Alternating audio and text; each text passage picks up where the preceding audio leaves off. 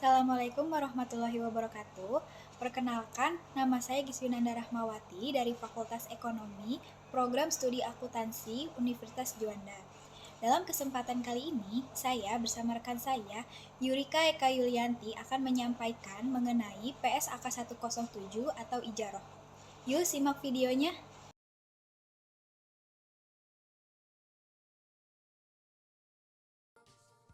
Apa itu akad ijaroh?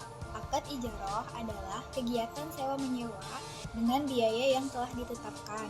Kata ijaroh berasal dari bahasa Arab, yaitu al-ajar, yang artinya pertimbangan, kompensasi, imbalan, atau substitusi.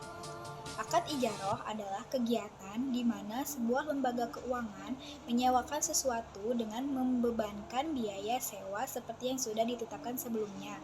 Akad ijaroh ini bertujuan untuk memindahkan manfaat atau hak guna suatu barang selama periode masa berlaku akad ijaroh, yaitu setelah pembayaran upah sewa tanpa diikuti oleh pergantian kepemilikan barang tersebut.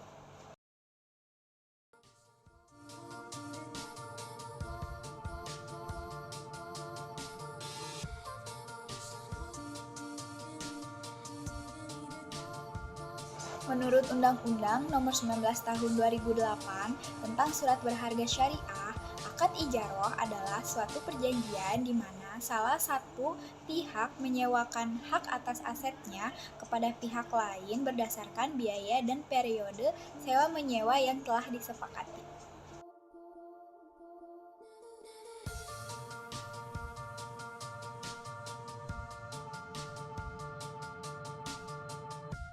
Menurut Undang-Undang Nomor 21 Tahun 2008 tentang Perbankan Syariah, akad ijaroh adalah perjanjian penyediaan dana dalam rangka memindahkan hak guna atau manfaat dari suatu barang yang didasarkan pada transaksi sewa-menyewa, di mana pemindahan ini tidak diikuti dengan perpindahan kepemilikan barang tersebut. Menurut Rahmadi Usman, akad ijaroh adalah akad sewa-menyewa suatu barang milik pihak bank oleh pihak nasabah atau penyewa, di mana nantinya setelah masa berlaku akad berakhir, barang sewaan tersebut akan dikembalikan kepada pihak bank.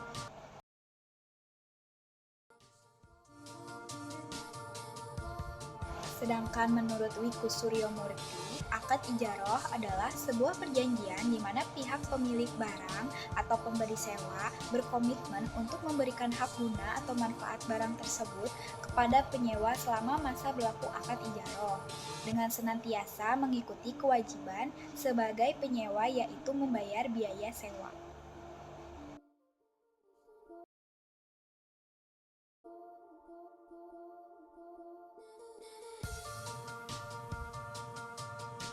Rukun ijaroh itu ada 3. Yang pertama, adanya pernyataan ijab qabul atau pernyataan sewa dari kedua pihak. Yang kedua, adanya pihak yang melakukan akad terdiri dari pemberi sewa atau pemilik aset dan penyewa atau pengguna aset. Yang ketiga, ada manfaat dari aset yang disewakan dalam ijaroh harus dijamin oleh pihak yang menyewakan. Dan pihak penyewa wajib menggantinya dengan pemberian upah.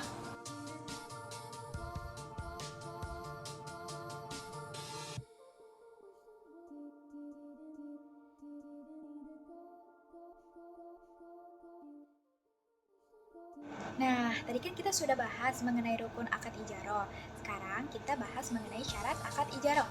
Syarat akad ijaroh itu ada 4. Yang pertama, pihak penyelenggara akad, baik penyewa maupun yang menyewakan tidak atas keterpaksaan. Kemudian, orang yang tidak sah melakukan akad ijaroh adalah orang yang belum dewasa atau dalam keadaan tidak sadar. Yang kedua, objek yang disewakan harus berwujud sama sesuai dengan kenyataannya atau realitasnya dan tidak dilebih-lebihkan sehingga meminimalisir unsur penipuan. Yang ketiga, ada kegunaan dari objek yang disewakan merupakan sesuatu yang bersifat mubah atau diperbolehkan dan bukan haram. Yang terakhir, pemberian imbalan atau upah dalam transaksi ijaroh harus berwujud sesuatu yang dapat memberikan keuntungan bagi pihak penyewa.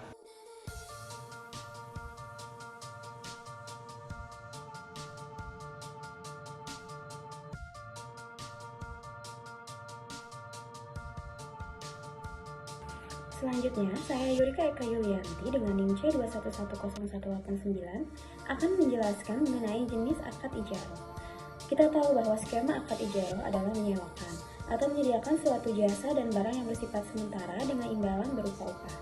Di dalamnya terdapat jenis akad ijaroh yang terbagi ke dalam beberapa jenis, yaitu yang pertama, ijaroh wa'idina atau al-ijaroh muntahiyah bitamlik.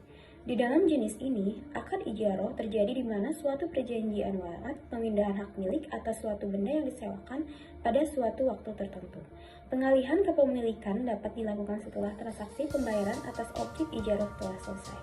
Pengalihan kepemilikan kemudian bisa dilakukan dengan menandatangani akad baru yang terpisah dari skema akad ijaroh sebelumnya. Pembayaran pengalihan kepemilikan bisa dilakukan dengan hibah, penjualan, atau pembayaran angsur.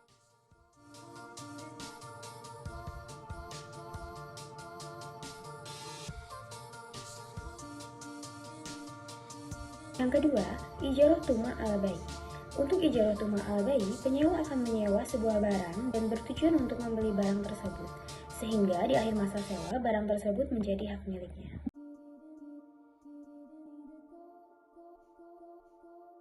Ketiga, ijaroh mafsufa bil aldima. Ijaroh mafsufa bil aldima menerangkan dengan jelas perihal keuntungan dan jasa yang disewakan, namun tidak dengan properti yang menghasilkan manfaat. Oleh sebab itu, jika terjadi kerusakan pada properti tersebut, kontrak tetaplah berjalan.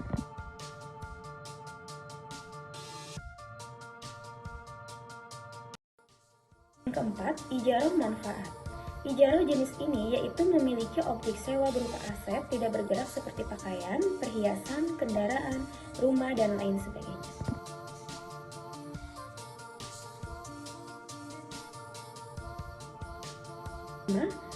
Ijaroh pekerjaan.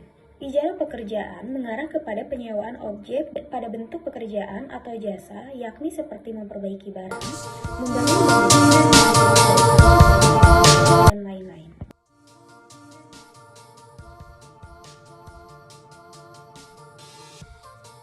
Ijaroh asli. Ijaroh asli hampir sama dengan ijaroh lainnya, yaitu melakukan transaksi sewa-menyewa terhadap objek sewa yang ingin dilakukan, namun dalam ijaroh ini tidak ada perpindahan hak kepemilikan atas aset atau barang tersebut.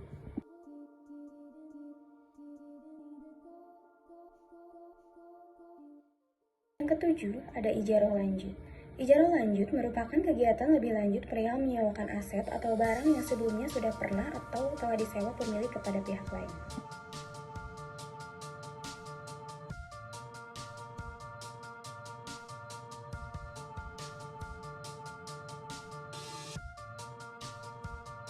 Akad ijaroh.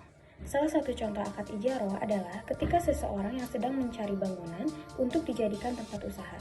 Kemudian ia bertemu dengan pihak yang sedang menyewakan propertinya. Setelah menunjukkan detail serta keadaan bangunan, penyewa akhirnya setuju dengan properti tersebut. Maka dibuatlah kesepakatan antara kedua belah pihak. Setelah keduanya menyetujui kesepakatan tersebut, selanjutnya pihak penyewa dapat menggunakan seluruh manfaat dari bangunan dan yang menyewakan juga memperoleh manfaat melalui upah. Nah, itu dia salah satu contoh akad ijaroh. Jika dibandingkan dengan akad lain, kelebihan akad ijaroh adalah dalam hak objek transaksi akad ini lebih fleksibel. Selain itu, bila dibanding dengan investasi, resiko usaha akad ijaroh lebih rendah karena pendapatan sewanya cenderung tetap.